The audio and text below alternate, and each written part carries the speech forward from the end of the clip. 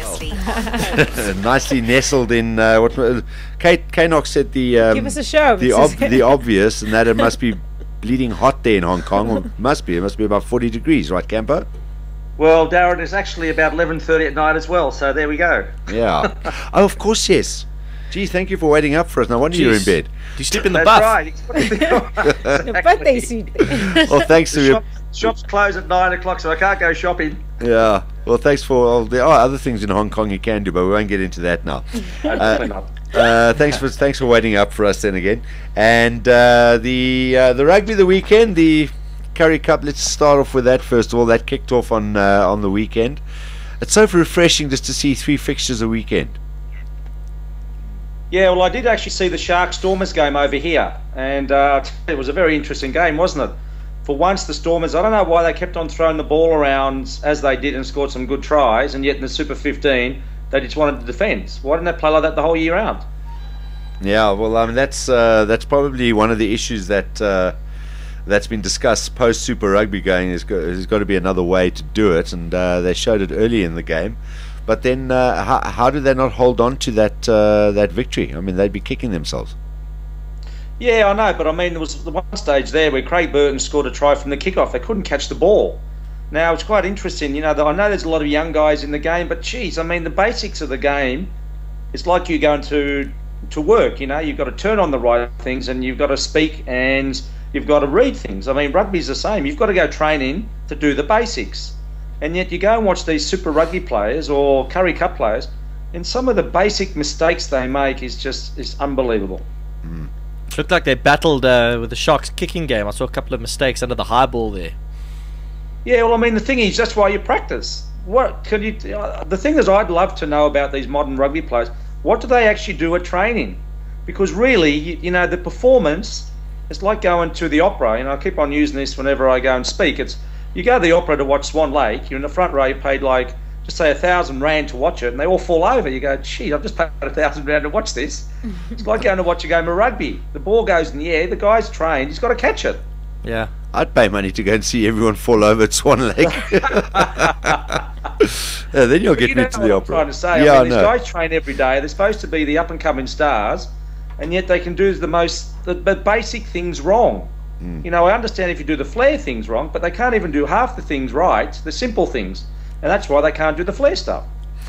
What do you think's going on in the province psyche at the moment? They start the year, they come out of the starting stalls with a flyer. They play rugby at the beginning of the year, where I mean, people were saying if they end up in a final at home, which you know all indications were that they carried on that way, they'd be very hard to beat. And now they miss out on Super Rugby. They lose their first game of the Currie Cup.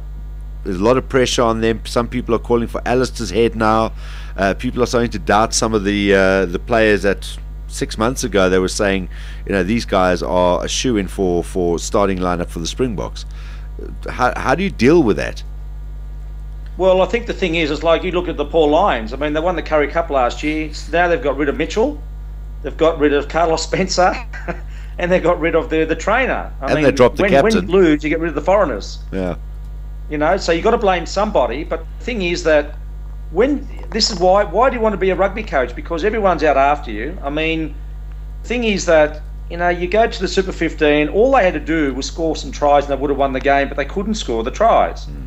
Now, in the Currie Cup, they're going to throw the ball around, look really good, but they still can't, you know, they struggle a lot.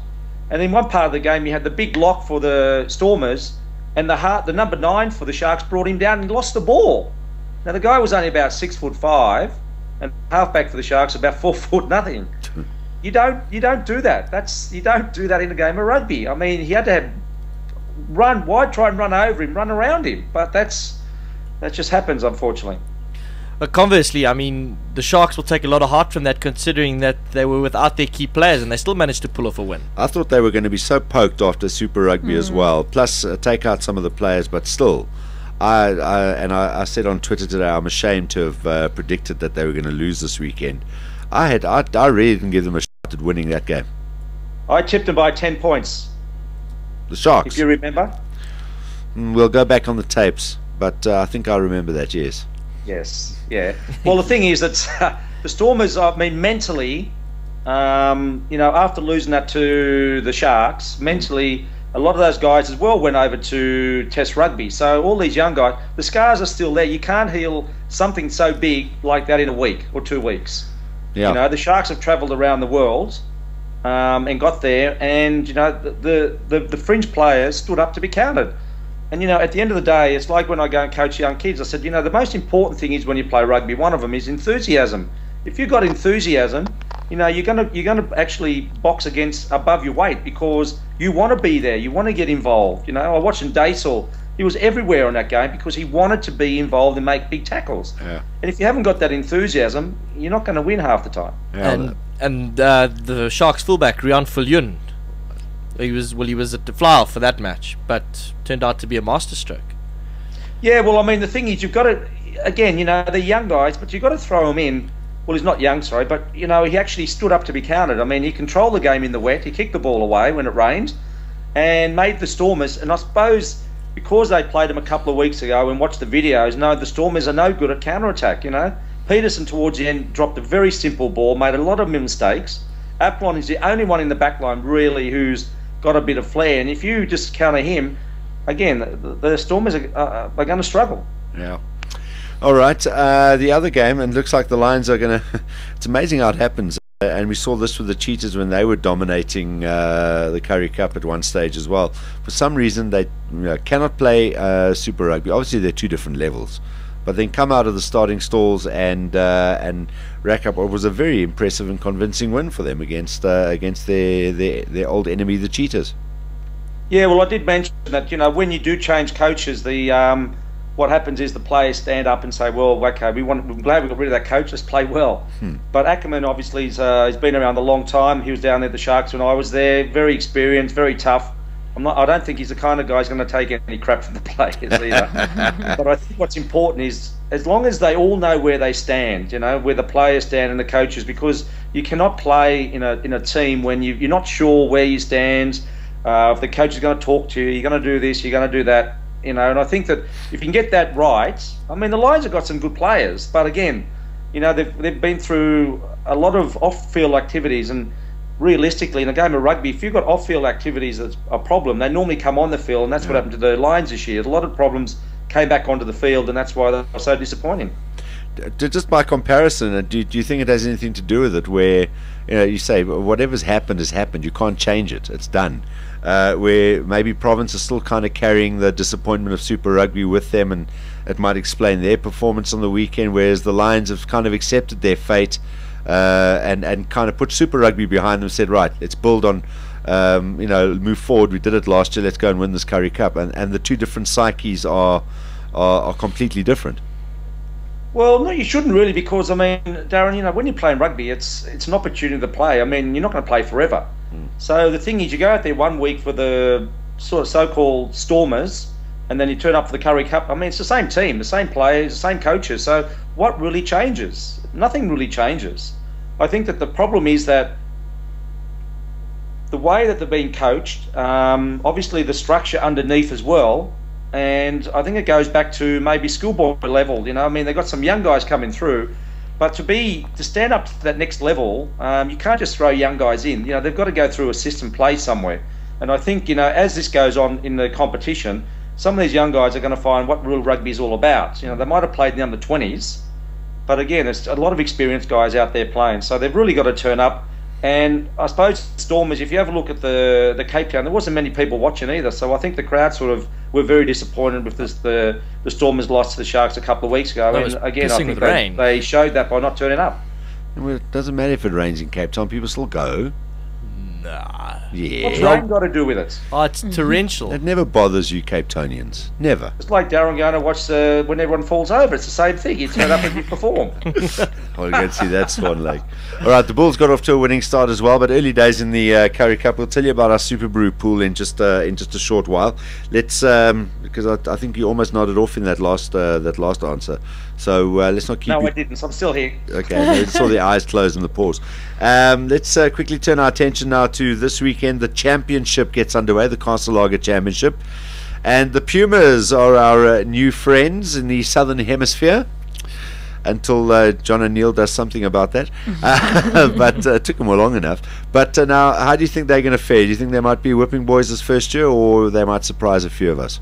Well, obviously they're pretty smart by getting Henry involved, Graham Henry from the All Blacks, so obviously to try and sort of get him up to speed, but it's going to be very difficult, and anyone who's been to Argentina, played in Argentina, and you're going to get a local referee or something, I mean, there's a lot of cheating going on, so it's very frustrating, but especially in Mendes, I think, where they're playing, I tell you, it's not a very receptive audience there, but look, you know, the Springboks have got to go there, they've got to win. If they've got a chance to actually win the competition, they've got to start off on a good note, win away from home, and make sure it's convincing. If they haven't got a fetcher, if they pick the side, and which they have for the last couple of tests, they're going to struggle, because Argentina, if you watch what they do at the breakdown, they're all off their feet. They crash in, they slow the ball down, and they're quite happy to kick the ball away and make you make mistakes. And that's how they play their rugby at home. It's a passionate sport, but again, it's not probably like the South Africans or the Kiwis where it comes to the way they play. They're quite happy just to put you under pressure and kick goals, a bit like the Stormers did in the Super 15. All right. Well, let's put you on the spot now, early days with the championship coming up. How many games this weekend, by the way? Two. It's us against Argentina over there, and what's the other one? Australia and New Zealand. Well, there's only two teams left, Darren. Who do you think? Yeah. Hello. So, senior moment. I can't believe I just said that. All his subjects high grade, Campo at school. Every single one of them. Campese will love that. He'll love that. Do you put it out there and tell us then, who do you think, do you look past anyone beyond New Zealand to win this thing this year? Well, I believe Sonny Bill Williams is going to play for a couple of tests as well for the All two, Blacks, so yeah. That's a big boost for them. Obviously, Richie McCall's there, and I see that Robbie Deans is trying to plot his downfall by picking the back row, a very quick back row, and on the bench as well, because I think through the year he sort of said the stats, and that every time Hooper, Pocock, well, I think it was Timu, the other guy who plays for one of the other teams, Queensland put a lot of pressure on Richie McCall and sort of run him around. So they're going to try and run his tied legs around, I believe, what he's trying to do. But again, the All Blacks, they're with the Chiefs, the Crusaders, the Hurricanes, they've got some really good flair young guys coming up. And the one thing about the All Blacks, they never put a bad team on the field. So it's going to be very, very tough for the Wallabies. They've had a bit longer rest than the other teams, obviously because of they didn't play in the Super 15 final or Super Rugby final. I think the Wallabies are going to go pretty close.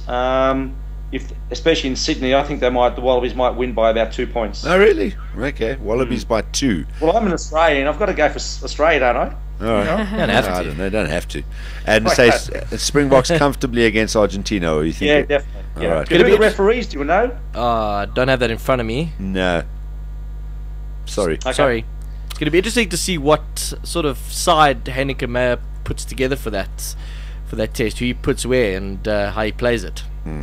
Yeah, well, it's interesting because in one of the Australian papers they had a photo of him. He had blue sunglasses on. They said, well, obviously he's still got the blue ball problem with him, so he might bring a lot of the blue ball players in, which if he brings the back row that they've got, they're going to be in big trouble. All right. Let's leave it there. Let's let you get some sleep. Quickly, David. Curry Cup predictions, quickly. Okay, Yes, Because we've got a Super Brew pool, David. Yeah. Okay. So, the Cheetahs up against the Bulls in Bloem. I'll go for the Bulls. Actually, no, the Bulls struggled against Borland, wasn't it? Or Borders? No, Greek was. No. Oh, Greek was, sorry. No, yes, well, I did watch a the lot kind of first half was a bit tight. I mean, Greek has got their nose in front. That's what Curry Cup's about. I mean, you've got to give these other guys a chance. What was it, 35-20 or something? So it wasn't a bad score. Eventually they ran away with it, but yeah. Yeah, I know. I mean, when you're not used to competition week in, week out, the big teams come through. I actually go for the Cheetahs to win. All right. This is an interesting one. Griquas Province in Kimberley. Greekers.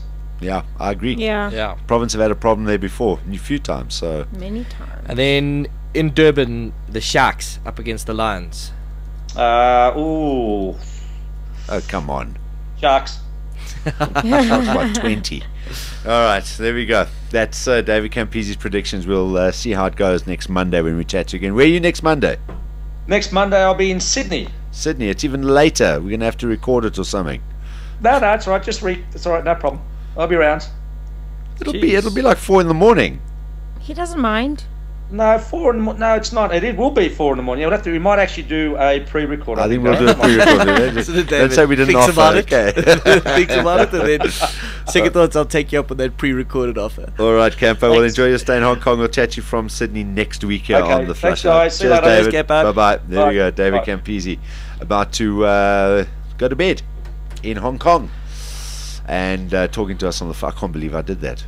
What did you do? Huh? Oh, with your cock up. What's the other game? Yeah. Oh, it's classic. 27 years in the industry. Yeah, gee, can't subtract 2 from 4. We the best on 3. 1, 2, 3. We the best. 2 p.m. to 6 p.m. Mondays to Fridays live on balls.co.za. Balls.co.za.